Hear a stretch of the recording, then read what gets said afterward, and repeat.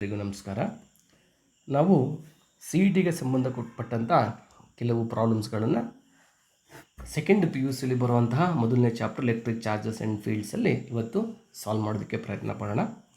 ನಾವು ಯಾವುದೇ ಪ್ರಾಬ್ಲಮ್ಸ್ಗಳನ್ನ ಸಾಲ್ವ್ ಮಾಡೋದಕ್ಕಾಗ ನಮಗೆ ಬೇಸಿಕ್ ಕಾನ್ಸೆಪ್ಟ್ಸ್ಗಳು, ಬೇಸಿಕ್ ಈಕ್ವೇಷನ್ಸ್ಗಳು ಗೊತ್ತಿರಬೇಕು.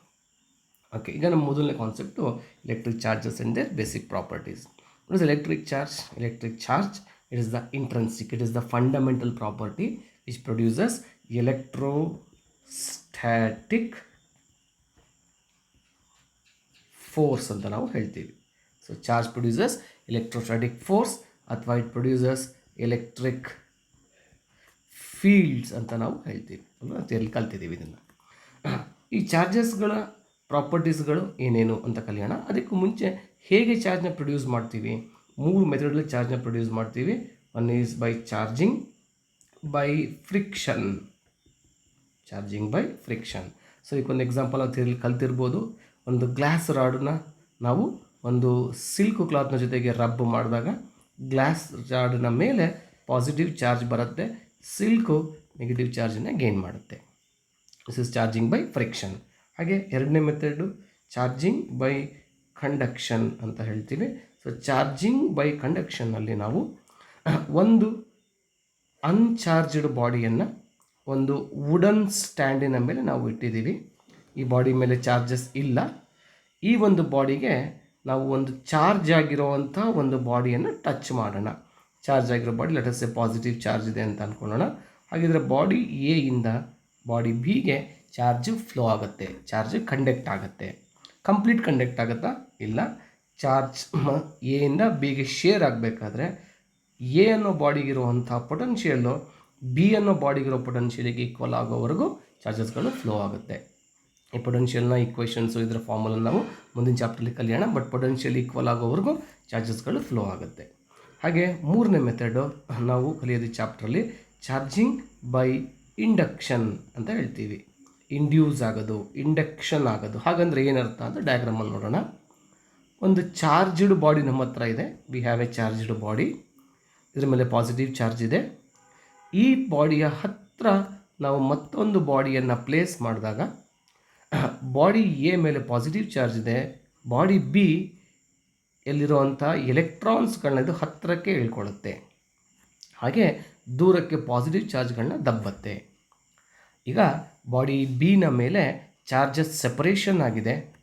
ನಾವು ಬಾಡಿ ಬಿಯನ್ನು ಗ್ರೌಂಡ್ ಮಾಡಿದಾಗ ಈ ಪಾಸಿಟಿವ್ ಚಾರ್ಜಸ್ಗಳು ಹೊರಟೋಗುತ್ತೆ. ಆಗ ಬಾಡಿ ಬಿನ ಮೇಲೆ ನಮಗೆ ನೆಗೆಟಿವ್ ಚಾರ್ಜ್ ಉಳಿಯುತ್ತೆ. ಈಗ ಎ ಪಾಸಿಟಿವ್ ಚಾರ್ಜ್ ಇತ್ತು, ಬಿ ಮೇಲೆ ನೆಗೆಟಿವ್ ಚಾರ್ಜಸ್ ಇಂಡ್ಯೂಸ್ ಆಯಿತು. ಯಾವುದೇ ರೀತಿಯಾದ ಕಾಂಟ್ಯಾಕ್ಟ್ ಇಲ್ಲ. ಇದನ್ನ ಚಾರ್ಜಿಂಗ್ ಬೈ ಇಂಡಕ್ಷನ್ ನಾವು ಕರ್ತಿದ್ದೀವಿ. ಸೊ 3 ಮೆಥಡಲ್ಲಿ ನಾವು ಬಾಡಿಯನ್ನು ಚಾರ್ಜ್ ಮಾಡೋದಕ್ಕೆ ಬರುತ್ತೆ. ಹಾಗಾದರೆ ಚಾರ್ಜ್ನ ಪ್ರಾಪರ್ಟೀಸ್ಗಳು ಏನೇನು? ಚಾರ್ಜ್ ಯಾವ್ಯಾವ ಪ್ರಾಪರ್ಟಿಯನ್ನು ನಾವು ಚಾರ್ಜಲ್ಲಿ ಕಾಣ್ಬೋದು? Which are the properties that we can see in a charge? So first property, charge obeys additivity. Charge addition ರೂಲ್ನ ಒಬೇ ಮಾಡುತ್ತೆ. ಏನು ಹಾಗಂದ್ರೆ ಅರ್ಥ? ನಂತರ ಒಂದು ಬಾಡಿ ಇದೆ, ನಾನು ಈ ಬಾಡಿಗೆ ನಾನು ಚಾರ್ಜಸ್ಗಳನ್ನ ಬೇರೆ ಬೇರೆ ಕಡೆಯಿಂದ ಕೊಡ್ತಾ ಇದ್ದೀನಿ. ಲೆಟಸ್ಸೆ ಒಂದು ಕಡೆಯಿಂದ 1 ಕೂಲಾಮ್ ಕೊಡ್ತಾ ಇದ್ದೀನಿ, ಇನ್ನೊಂದು ಕಡೆಯಿಂದ 2 ಕೂಲಾಮ್ ಕೊಡ್ತಾ ಇದ್ದೀನಿ, ಇನ್ನೊಂದು ಕಡೆಯಿಂದ ನಾನು -1 ಕೂಲಾಮ್ ಕೊಡ್ತಾ ಇದ್ದೀನಿ. ಹಾಗಿದ್ರೆ ಬಾಡಿಲಿರೋ ಚಾರ್ಜ್ ಎಷ್ಟು? +1 coulomb, +2 coulomb, -1 coulomb. So the charge on body will be equal to 2 coulomb. ಈ ಪ್ರಾಪರ್ಟಿಯನ್ನು ಚಾರ್ಜ್ ಒಬೇಸ್ ಅಡಿಟಿವಿಟಿ ಅಂತ ನಾವು ಹೇಳ್ತೀವಿ. ಸೊ ನಾವು ಇದನ್ನು ಈಕ್ವೇಷನಲ್ಲಿ ನೋಡೋದಾದರೆ this becomes very simple equation. Q is equal to Q1 + Q2 + so on. Plus ಇದ್ದಾಗ plus ಬರೀರಿ, ಮೈನಸ್ ಇದ್ದಾಗ ಮೈನಸ್ ಬರೀರಿ. ಓಕೆ. ದೆನ್ ಎರಡನೇ ಪ್ರಾಪರ್ಟಿ, ಚಾರ್ಜ್ ಈಸ್ ಕ್ವಾಂಟೈಸ್ಡ್ ಅಂತ ಹೇಳ್ತೀವಿ. ಚಾರ್ಜು ಕ್ವಾಂಟೈಸೇಷನ್ ಅನ್ನೋ ಒಂದು ಪ್ರಾಪರ್ಟಿಯನ್ನು ಇದು ತೋರಿಸುತ್ತೆ. ಏನು ಹಾಗಂದರೆ ಅರ್ಥ? ನೀವು ಒಂದು ಬಾಡಿಯಿಂದ ಒಂದು ಎಲೆಕ್ಟ್ರಾನ್ನ ನೀವು ರಿಮೂವ್ ಮಾಡಿದ್ರೆ ಆಗ ಈ ಬಾಡಿಗೆ ಪಾಸಿಟಿವ್ ಚಾರ್ಜ್ ಬರುತ್ತೆ. ಎಷ್ಟು ಪಾಸಿಟಿವ್ ಚಾರ್ಜ್ ಬರುತ್ತೆ ಬಾಡಿಗೆ? ಪಾಸಿಟಿವ್ ಚಾರ್ಜು +1.6 × 10⁻⁻19 ಕೂಲಾಮ್ ಬಂದಿರುತ್ತೆ ಅಲ್ವಾ? ಎರಡನೇ ಎಲೆಕ್ಟ್ರಾನ್ನ ರಿಮೂವ್ ಮಾಡಿದ್ರೆ then charge on body will be 2 × 1.6 × 10⁻⁻19 coulomb ಆಗಿರುತ್ತೆ. If I remove n electrons, ನಾನು n ಎಲೆಕ್ಟ್ರಾನ್ಸ್ಗಳನ್ನು ಬಾಡಿಯಿಂದ ರಿಮೂವ್ ಮಾಡ್ತಾ ಹೋದರೆ charge on body will be n × 1.6 × 10⁻⁻19 coulomb ಆಗಿರುತ್ತೆ. ನಾವು ಸಿಂಬಲನ್ನು ಯೂಸ್ ಮಾಡಿದ್ರೆ Q is equal to NE. ಹಾಗಿದ್ರೆ ಈ ಚಾರ್ಜ್ ಎಂಥ ಚಾರ್ಜು? ಪಾಸಿಟಿವ್. ಯಾಕೆ? ಎಲೆಕ್ಟ್ರಾನ್ಸ್ ರಿಮೂವ್ ಮಾಡ್ತಿದ್ದೀವಿ. ಹಾಗೆ ಎಲೆಕ್ಟ್ರಾನ್ಸನ್ನು ಆ್ಯಡ್ ಮಾಡಿದ್ರೆ ಏನಾಗುತ್ತೆ? Q will be equal to minus NE ಆಗುತ್ತೆ. ಈ ಪ್ರಾಪರ್ಟಿಯನ್ನು, ಈ ಫಾರ್ಮುಲಾವನ್ನು ನಾವು ಕ್ವಾಂಟೈಸೇಷನ್ ಆಫ್ ಚಾರ್ಜ್ ಅಂತೀವಿ.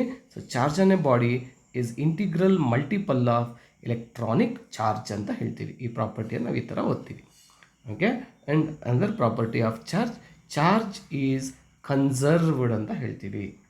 ಚಾರ್ಜ್ ಈಸ್ ಕನ್ಸರ್ವ್ಡ್ ಅಂದರೆ ಅರ್ಥ total charge of an isolated system remains constant. ಅಂದರೆ ಎಷ್ಟು ಪಾಸಿಟಿವ್ ಚಾರ್ಜಸ್ ಇರುತ್ತೆ ಒಂದು ಬಾಡಿಯಲ್ಲಿ, ಅಷ್ಟು ನೆಗೆಟಿವ್ ಚಾರ್ಜಸ್ಗಳು ಒಂದು ಬಾಡಿಯಲ್ಲಿ, ಐಸೋಲೇಟೆಡ್ ಬಾಡಿಯಲ್ಲಿ ಇರುತ್ತೆ.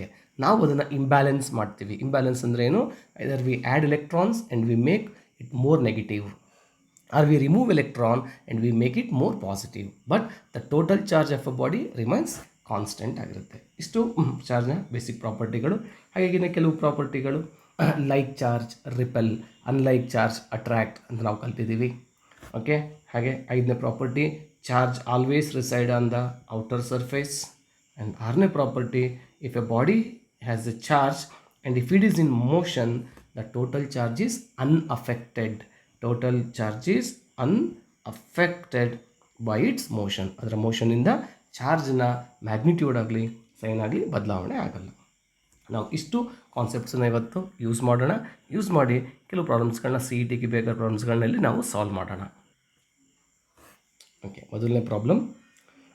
2 charged spherical conductors of radii R1 and R2 are connected by a wire. Then the ratio of surface charge density. Surface charge density ಅಂದರೆ ಏನು?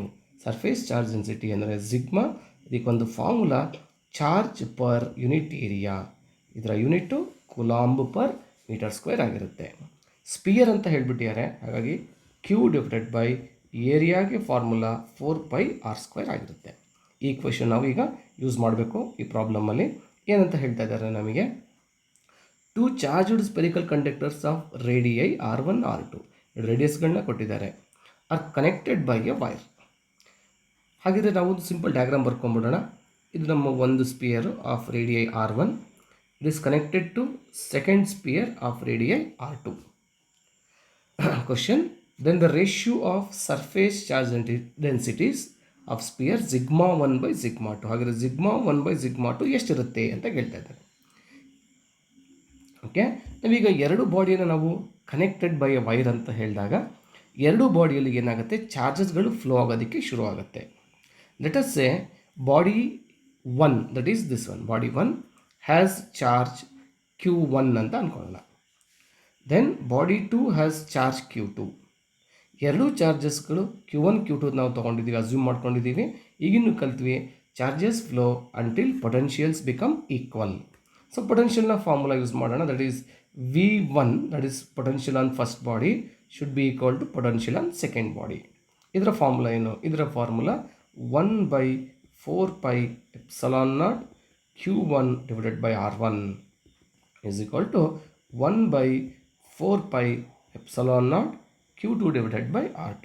ಸೊ ಈ ಕಾನ್ಸ್ಟೆಂಟ್ಸ್ಗಳನ್ನ ಕ್ಯಾನ್ಸಲ್ ಮಾಡಿಕೊಂಡ್ರೆ ನಮಗೆ equation Q1 R2 will be equal to Q2 R1 ನಾನು cross multiply ಮಾಡ್ತಾ ಇದ್ದೀನಿ.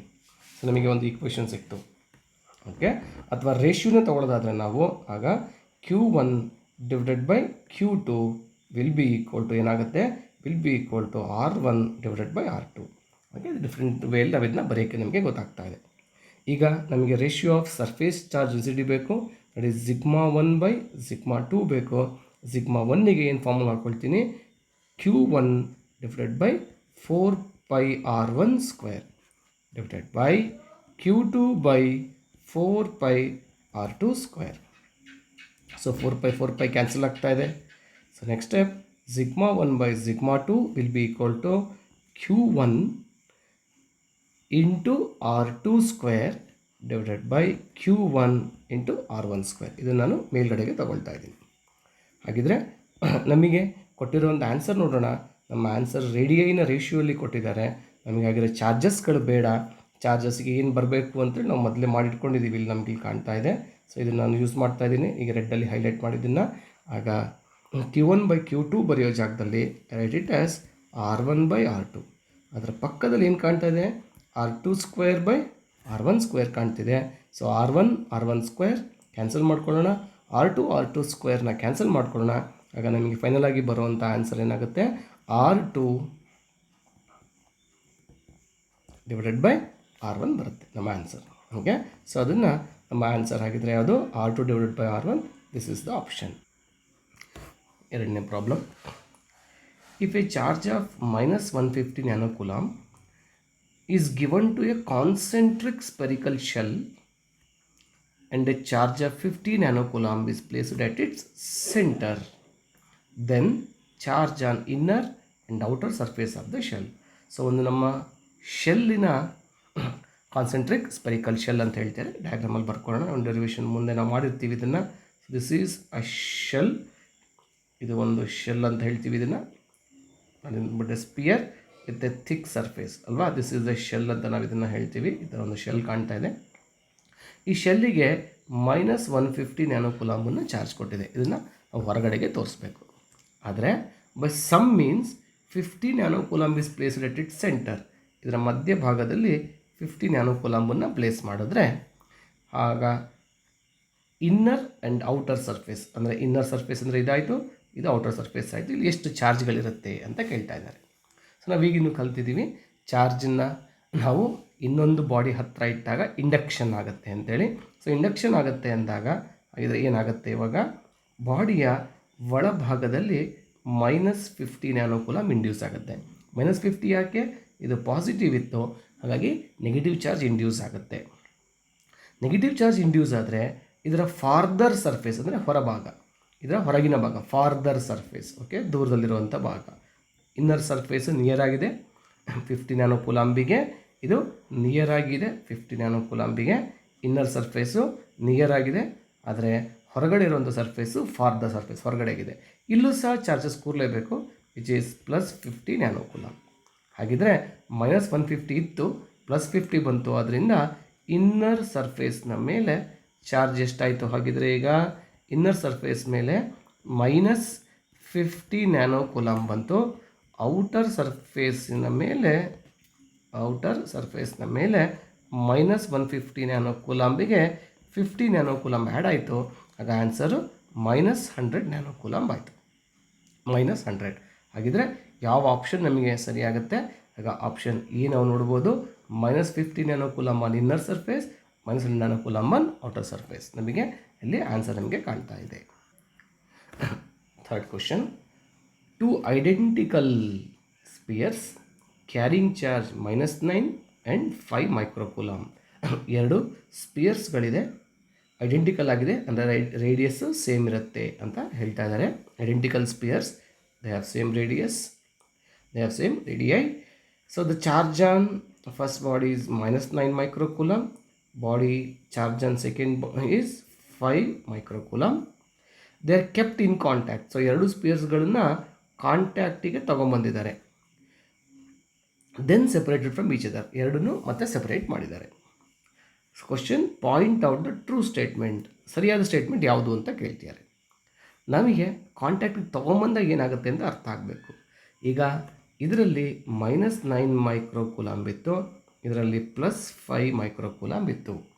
ಈಗ ಚಾರ್ಜಸ್ಗಳು ಒಂದು ಬಾಡಿಯಿಂದ ಮತ್ತೊಂದು ಬಾಡಿಗೆ ಎಕ್ಸ್ಚೇಂಜ್ ಆಗುತ್ತೆ, ಕಂಡಕ್ಟ್ ಆಗುತ್ತೆ. ಈಗ ಸೊ ಎಷ್ಟೆಷ್ಟು ಚಾರ್ಜ್ ಉಳಿಯುತ್ತೆ, -9 ಮೈಕ್ರೋಕುಲಾಂಬಲ್ಲಿ +5 ಮೈಕ್ರೋಕುಲಾಂಬ್ ಅನ್ನೋ ಚಾರ್ಜನ್ನು ನಾನು ತೆಗೆದ್ರೆ ಆಗ -4 ಮೈಕ್ರೋಕುಲಾಂಬ್ ಉಳಿತು.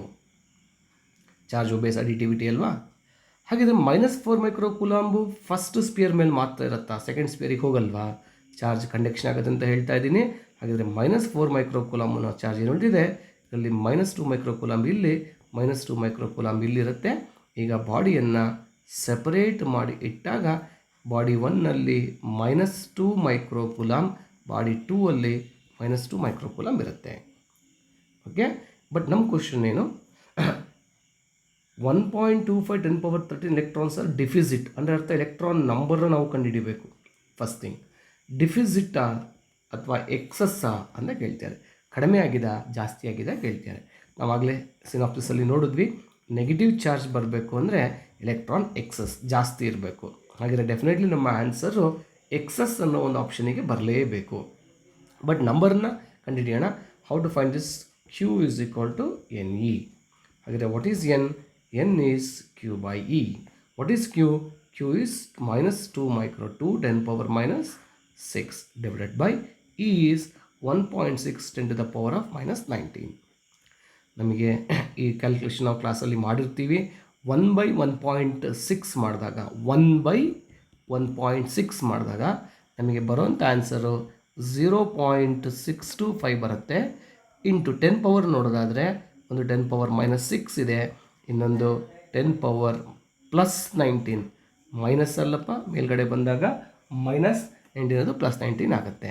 ಹಾಗಿದ್ರೆ so N will be equal to ನಮಗೆ 0.625 into 10 to the power of 13 ಎಲೆಕ್ಟ್ರಾನ್ಸ್ಗಳು ಇರಬೇಕು. ಇದು 1 ಕೂಲಾಂಬ್ ಇದ್ದಾಗ. ಆದರೆ 2 ಇದೆ, ಆದ್ದರಿಂದ 2 ಮೈಕ್ರೋ ಕೂಲಾಂಬ್ ಇದೆ, ಆದ್ದರಿಂದ ಇದನ್ನು ಇಂಟು 2 ಮಾಡಿಕೊಂಡ್ರೆ, ಇದನ್ನ ನಾವು ಮಲ್ಟಿಪ್ಲೈ ಮಾಡಿದ್ರೆ ನಮಗೆ ಬರೋವಂಥ ಆನ್ಸರು ಆಗ 1.25 into 10 to the power of 13. ಅಂದರೆ ನಮ್ಮ ಆಪ್ಷನ್ ಏನಿದೆ 1.25 10 ಪವರ್ 13 ಎಲೆಕ್ಟ್ರಾನ್ಸ್ ಇರಬೇಕು. ನಾನು ಆಗಲೇ ಹೇಳಿದೆ ಎಕ್ಸಸ್ ಅಂತೇಳಿ. ಹಾಗಿದ್ರೆ option B is the answer. Fourth ಪ್ರಾಬ್ಲಮನ್ನು ನೀವು ಟ್ರೈ ಮಾಡಿ. ಫೋರ್ತ್ ಪ್ರಾಬ್ಲಮ್ನ ಇದರ ಆನ್ಸರ್ ನಾನು ನಿಮಗೆ ಹೇಳ್ತೀನಿ.